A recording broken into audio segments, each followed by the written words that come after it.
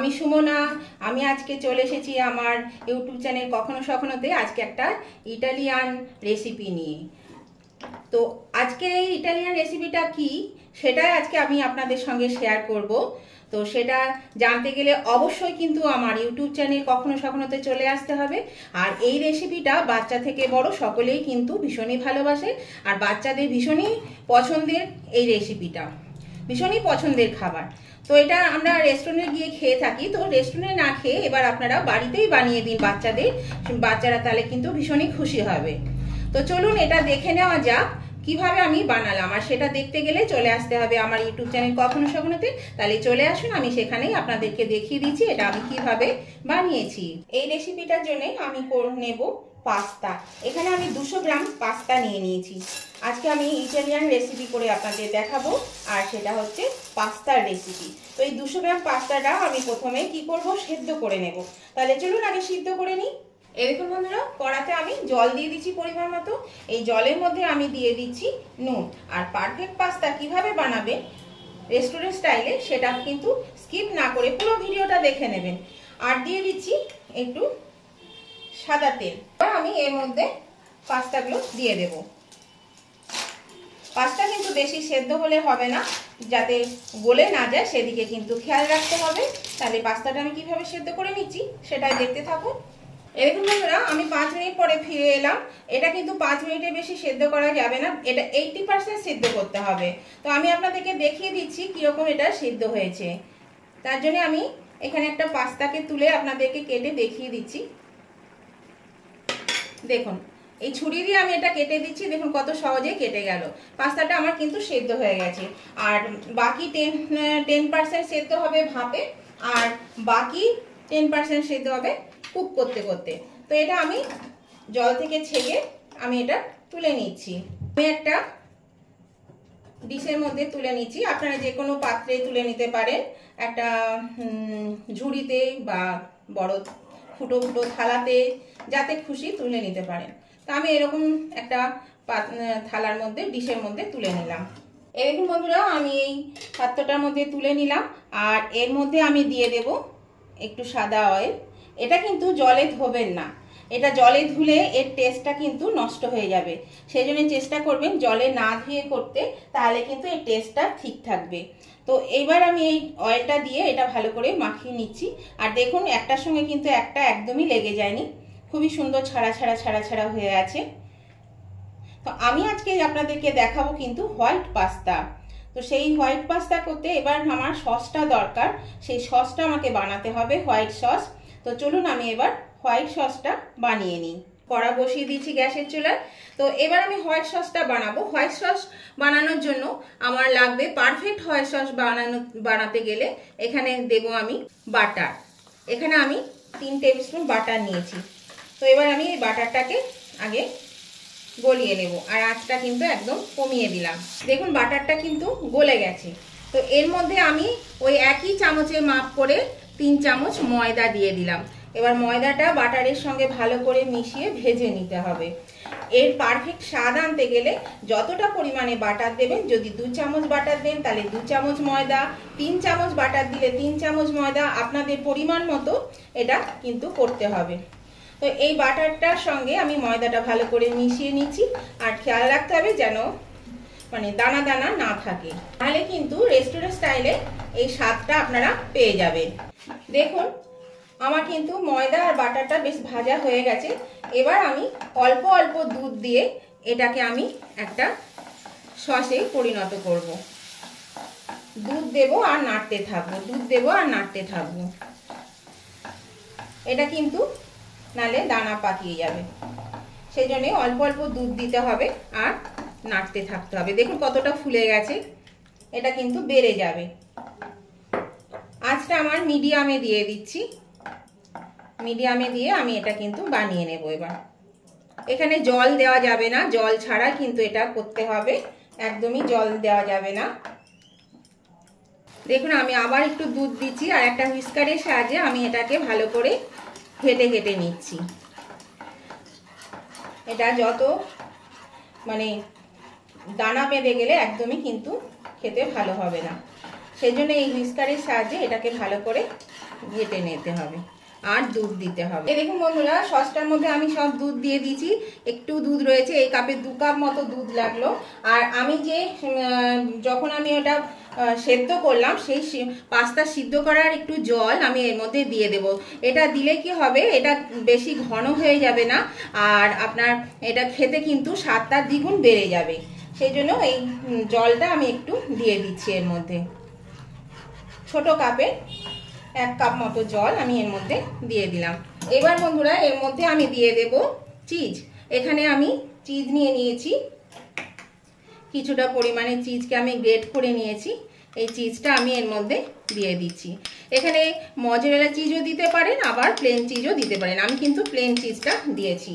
চিজটা দিয়েও আমি এটা ভালো করে আবার নেড়ে নেব। এবার এখানে দিয়ে দেব 1 চামচ গোলমরিচ গুঁড়ো, 1 চামচ অরিগ্যানো, দিয়ে দেব 1/2 চামচ বিট নুন। বিট নুনটা দিলে স্বাদটা কিন্তু খুব ভালো হবে, সেই জন্য আমি বিট নুন দিলাম। আর দিয়ে দেব একটু চিলি ফ্লেক্স। যদি বাচ্চারা খায় তাহলে সেই বুঝে ঝালটা আপনারা দেবেন। এগুলো দিয়েও আমি খুব ভালো করে এবার নেড়ে নেব। এখন এটা কিন্তু ফুটে গেছে, মানে এটা আমার হয়ে গেছে। এটা আমি পাশে সরিয়ে রেখে আমি এবার একটা সবজি আছে, সেই সবজিগুলো আমি ভেজে নেব। এখন আমি এখানে একটা প্যান বসিয়ে দিয়েছি, এর মধ্যে আমি দিয়ে দিচ্ছি একটু সাদা তেল। 2 চা চামচ সাদা তেল দিয়ে দিলাম। আর দিয়ে দেব 1 চা চামচ বাটার। এখানে বাটারটা গলা অবধি অপেক্ষা করতে হবে। এখন বন্ধুরা বাটারটা কিন্তু গলে গেছে। আর এখানে আমি নিয়েছি পেঁয়াজকে এরকম ডুমো ডুমো করে কেটে নিয়েছি, 2টো মিডিয়াম সাইজের পেঁয়াজ। এখানে 2 চা চামচ রসুনকে আমি ফাইন চপ করে নিয়েছি। এখানে একটা গাজরকে কেটে নিয়েছি এরকম সাইজ করে। আর বড় সাইজের একটা ক্যাপসিকামের অর্ধেকটা ক্যাপসিকাম আমি এইভাবে কেটে নিয়েছি। তো প্রথমেই আমি দিয়ে দিচ্ছি রসুন কুচি। এই রসুন কুচিটা আমি প্রথমে দিয়ে দেব। রসুনটা আমি আগে হালকা করে ভেজে নেব। বেশি কিন্তু ভাজবেন না, আর লাল করেও কিন্তু একদম ভাজা যাবে না। এটা ওই কয়েক সেকেন্ড 30 সেকেন্ড মতন এটা একটু নেড়ে চেড়ে ভেজে নিতে হবে। এবার আমি দিয়ে দেব এই পেঁয়াজটা আর গাজরটা। পেঁয়াজ আর গাজরটাকে দিয়ে আমি এবার একটু ভেজে নেব। দেখুন বন্ধুরা, একটু আমি ভেজে নিয়েছি মিনিট 2-3 মতো। এবার আমি ক্যাপসিকামটা দিয়ে দেব। ক্যাপসিকামটা দিয়েও এবার আমি একটু নাড়াচাড়া করে নেব মিনিট 3-4 মতো। এর মধ্যে আমি দিয়ে দিচ্ছি পরিমাণ মতো একটু নুন। নুন কিন্তু বুঝে দিতে হবে। আমি আগেও নুন দিয়েছি সসটা বানানোর সময়, তারপরে পাস্তা সেদ্ধ করার সময়, সেই বুঝে কিন্তু নুনটা দেবে। তো নুনটা দিয়ে আমি একটু নেড়ে চেড়ে দিয়ে আমি মিনিট 3 মতো এটা ঢাকা দিয়ে দেব। তাহলে কিন্তু সবজিগুলো একটু নরম হয়ে যাবে আর খেতেও ভালো লাগবে। তাহলে 3 মিনিট পরে আমি ফিরে আসছি। আর আঁচটা কিন্তু আমি লোয়ে রেখে দিলাম। এরকম বন্ধুরা আমি 3 মিনিট পরে ফিরে এলাম। ঢাকাটা আমি খুলে দিলাম। এটা কিন্তু আমার ভাজা হয়ে গেছে।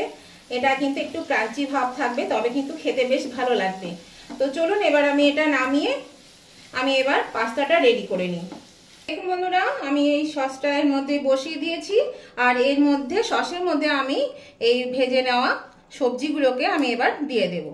সবজিগুলো দিয়ে আমি আবার ভালো করে নেড়ে নেব। এখন আমি গ্যাসের ফ্লেমটাকে একটু বাড়িয়ে দিয়েছি। এটা একটু দেখুন বন্ধুরা সসটা ফুটতে শুরু করেছে। এবার আমি এর মধ্যে দিয়ে দেব পাস্তা। আর দেখুন পাস্তাগুলো কিন্তু একটার সঙ্গে একটা একদম গায়ে লাগেনি, একদম ঝুরঝুরে আছে। দেখেছেন তো? তেল আর নুন দিয়ে সেদ্ধ করে নেবেন, আর পরে একটু তেল দিয়ে দেবেন। আর জলে একদমই ধোবেন না, জলে ধুলে এর টেস্টটা কিন্তু সম্পূর্ণ নষ্ট হয়ে যাবে। তো আমি এর মধ্যে পাস্তাগুলো ঢেলে দিলাম। এবার আমি দিয়ে দিচ্ছি আরও 1 চামচ চিজ। চিজটা আমি এর মধ্যে দিয়ে দিলাম। দিয়ে দিচ্ছি 1/2 চামচ মতো গোলমরিচ গুঁড়ো, দিয়ে দিচ্ছি 1/2 চামচ অরিগানো, আর দিয়ে দিচ্ছি একটু চিলি ফ্লেক্স। এবার আমি এটা ভালো করে নেড়ে নেব। আঁচটা এবার আমি একটু কমিয়ে দিচ্ছি, নাহলে কিন্তু তলায় লেগে যাওয়ার সম্ভাবনা থাকবে। এটা আমি নেড়ে নেড়ে ঠিক করে নেব। তো নতুন বন্ধু এখনো পর্যন্ত যারা আমার চ্যানেলটাকে সাবস্ক্রাইব করে আমার পাশে থাকেননি, তাদের কাছে আমার অনুরোধ, অবশ্যই কিন্তু আমার চ্যানেলটা সাবস্ক্রাইব করে আমার পাশে থাকুন। আর পাশে থাকা বেলটা অবশ্যই ক্লিক করে দিন, তাহলে আমি যখনই আমার নতুন নতুন ভিডিও আপলোড করব সাথে সাথে নোটিফিকেশন আপনাদের মোবাইলে পৌঁছে যাবে, আর সবার আগে আপনারা আমার ভিডিও দেখতে পাবেন। আর উভয় বন্ধুদেরকে বলছি, যারা আমার পুরনো বন্ধু, রেগুলার আমার ভিডিও দেখেন, তাদের কাছেও আমার অনুরোধ, উভয় বন্ধুদের কাছে আমার অনুরোধ, আজকের রেসিপিটা যদি আপনাদের ভালো লেগে থাকে, পছন্দ হয়ে থাকে, তাহলে অবশ্যই এখনো দেখতে দেখতে যদি লাইক দিতে ভুলে গিয়ে থাকেন, তাহলে কিন্তু প্লিজ একটু লাইক বাটনটা প্রেস করে দেবেন। আপনাদের একটা লাইক আমাকে এগিয়ে নিয়ে যেতে অনেকটাই সাহায্য করে। আর এটা যদি কোনো অংশ আপনাদের ভালো লেগে থাকে, তাহলে আপনাদের বন্ধু বান্ধব, আত্মীয় স্বজনের কাছে প্রচুর পরিমাণে শেয়ার করে দেবেন, তাহলে তারাও এই রেসিপিটা আমার দেখতে পাবে। এটা কিন্তু অনেকেই করে খান, তো আমি কি করে করেছি সেটাই আমি আজকে দেখালাম। আর কেমন লাগলো আজকে রেসিপিটা সেটা জানাতে কমেন্ট করতে কিন্তু একদম ভুলবেন না। অবশ্যই কমেন্ট করে জানাবেন আজকে রেসিপিটা আপনাদের কেমন লাগলো। আপনাদের মিষ্টি মিষ্টি সুন্দর সুন্দর কমেন্টগুলো আমার পড়তেও ভালো লাগে, আর আপনাদের একটা কমেন্ট আমাকে পরবর্তী রান্নায় অনেকটাই উৎসাহিত করে। এটা কিন্তু আমার হয়ে গেছে, এবার আমি এটা নামিয়ে নেব। এটা আমি একটা সার্ভিং ডিশে নামিয়ে নেব। আমি গ্যাসটাকে অফ করে দিচ্ছি। এই দেখুন বন্ধুরা, আমি এটা সার্ভিসিং ডিশে নামিয়ে নিয়েছি, আর দেখতেও কত সুন্দর হয়েছে, খেতেও কিন্তু খুব সুন্দর হয়। অবশ্যই এভাবে আপনারা বাড়িতে বানিয়ে দেবেন বাচ্চাদের, শুধু বাচ্চা কেন, আপনারাও খাবেন, খুবই ভালো লাগবে।